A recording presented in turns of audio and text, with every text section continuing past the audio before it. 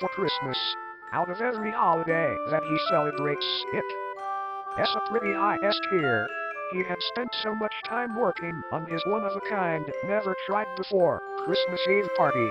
The only way he came up with this plan was snorting freeze, dried striped syrup. He had everything planned, with a cherry on top being all the fan films he received from you, the audience. Oh, said Speedr. That's nothing. Speedr didn't. He liked that at all, considering how much he likes the audience.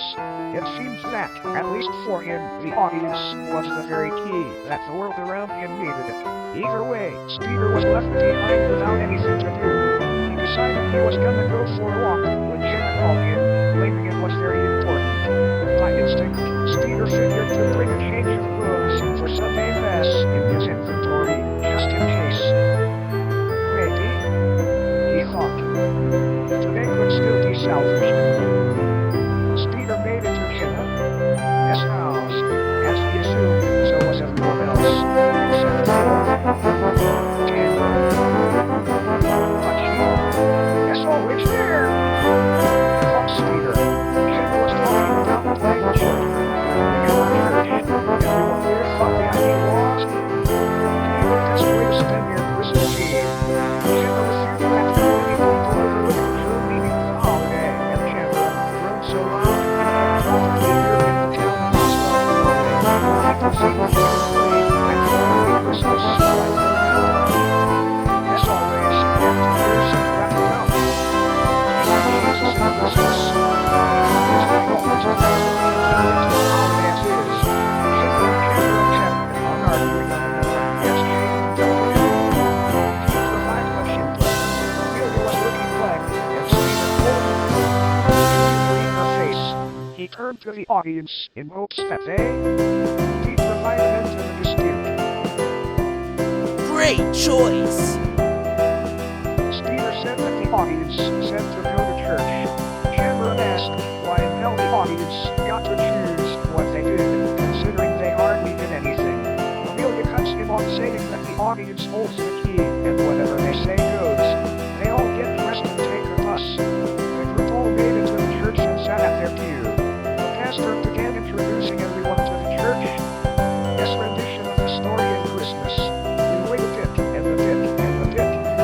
Up until Tamara gets bored and raged to the audience for an idea, maybe the only time he prayed in his life.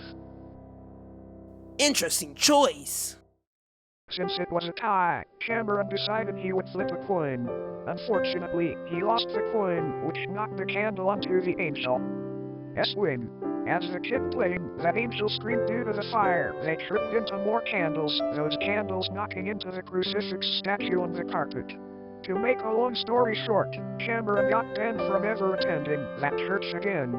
Jaden figured since they got out of church early due to a certain someone's actions, they should still find something to do.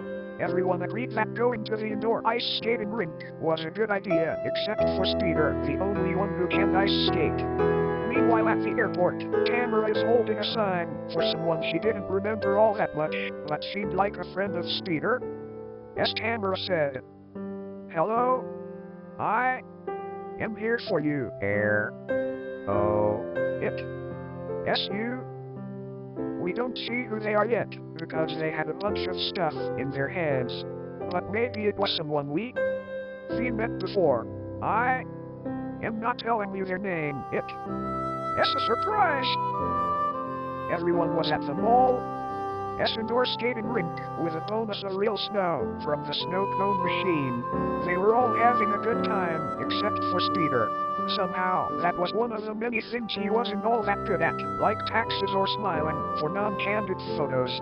Belle skated past and helped him up, and tried showing Speedr how to do it properly. Emphasis on tried. They both fell and left. Jenna was making snow angels as Jaden threw himself in the snow. Cameron was staring off into the rest of the crew with a bunch of snowballs and told Amelia to keep watch in case somebody had the same idea to pin them with snowballs. Cameron throws 5 snowballs at Jaden. Jaden notices this and dodges all 5 like the GOAT he is. He retaliates, using his snowball gun and shooting a snowball square at Cameron's forehead. Amelia waves a white flag. Everyone was walking back from the rink, laughing all the way. They pass by a Salvation Army Santa. Everyone checks their pockets to see if they have anything to give. Interesting choice. Amelia puts 50 pounds into the can, even though this was America, not Great Britain. Speedr was gonna walk back to his apartment for the party and told everyone to get ready. Suddenly, Speedr got a text from Tamara confirming that she was able to get the special guest for the party. A bunch of the guests come in, along with the rest of the main crew. It wasn't the most extravagant party, but it was as good as someone could make it on a pizza maker's budget. We overhear an argument on Christmas plays as Cameron looks to the camera to show off his outfit for the party. A long sleeve with dark blue pants and the mistletoe headband. Cameron looks proud of himself as he feels a tap on his shoulder. "Who's there?" said Cameron. Great choice. "Oh, it's just you. Hey, Mel," said Cameron. Cameron remembered that he still had that mistletoe on him and started to panic. Amelia said that if he wanted to kiss her, he should. He just asked to begin with and kissed him on his forehead. Amelia walked away, leaving Cameron confused. Speedr called the rest of the crew over for karaoke. Chad asked Speed what they were gonna sing. Speedr said, "Why, we gonna sing?" "Took too long, viewers just choose one," interrupted Chadden. Weird choice. Cameron was confused that the audience would even choose a non-Christmas song for their Christmas party, but there wasn't much he could do about it. They all sang it poorly, and when it was done, everyone was confused, but clapped nonetheless. We won.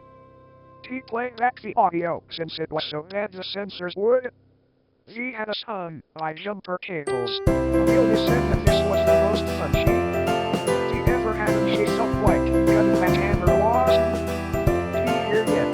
Speedr agreed, but quickly got distracted with all the mail he got from fans, which somehow was the only thing that got sent.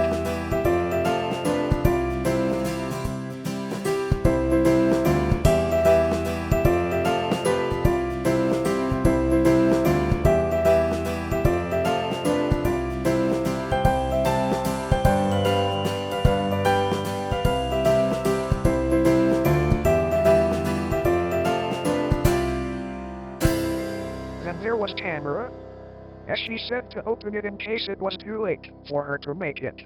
They all read the letter. As they finish reading Tamara's letter, she finally reappears with a guest Speedr invited. Tamara removes the presents that were covering their face to reveal fan favorite Rebecca Sinclair, all the way from Clown College in Bloomington, Minnesota.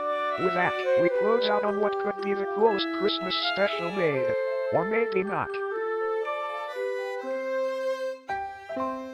I love those dashing through the snow in a one-horse open sleigh. I love those giants riding laughing all the way. I love those giants make the double ride. Those